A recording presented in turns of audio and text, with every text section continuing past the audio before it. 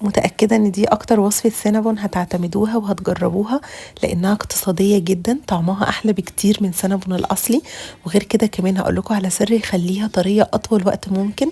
دي لما كانت سخنة، وكمان هوريكوا وهي باردة قد ايه طرية جدا جدا، وطعمها لذيذ لذيذة.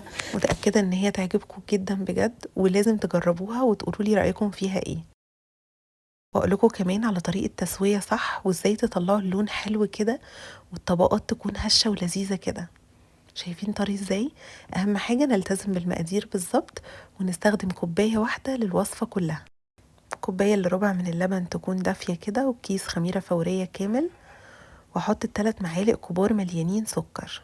هنقلبهم تقليبة بقى، ونسيب الخميرة على جنب لحد ما نحس ان هي طلعت فوم كده، يبقى الخميرة بتاعتنا تمام وشغالة، ونبدأ نعمل الوصفة.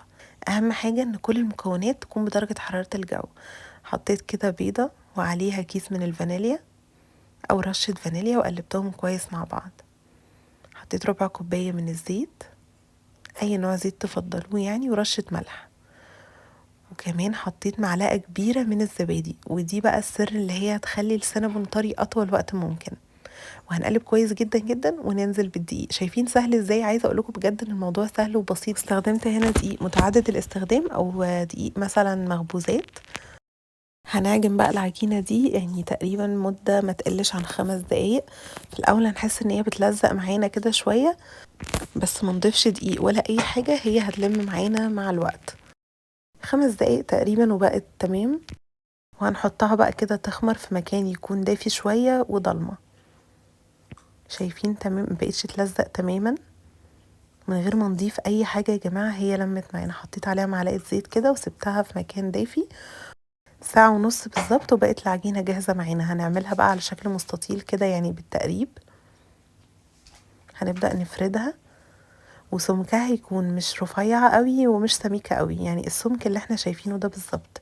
حطيت معلقتين كبار من الزبدة كده، تكون بدرجة حرارة الجو برضو، ودهنت كده بيها العجينة كويس جدا. 3 معالق سكر كبار، ومعلقتين من الكاكاو الخام، و3 معالق كبار من القرفة. وهنقلب ده مع بعض، ونبدأ بقى كده نرشه على العجينة. والكمية دي كانت مناسبة جدا جدا، والسكر عايزة اقول لكم كان مظبوط، وسكرها لذيذ وهادي، وكانت حلوة جدا. هنقفل العجينة كده كويس جدا عشان ما تفتحش معانا في الفرن. ونبدأ بقى نحركها كويس، ونبدأ نقسمها لقطع متساوية، ونقطعها بسكينة أو خيط لو عندنا، ونحطها كده في صينية، ونسيبها تخمر طبعا مرة تانية. ودي طبعا لازم مهمة جدا. الطبق بقى بتاع الجبنة، عايزة اقول لكم ان هو ده اكتر طريقة اقتصادية ممكن تشوفوها. حطيت 4 ل 5 كده قطع من الجبنة.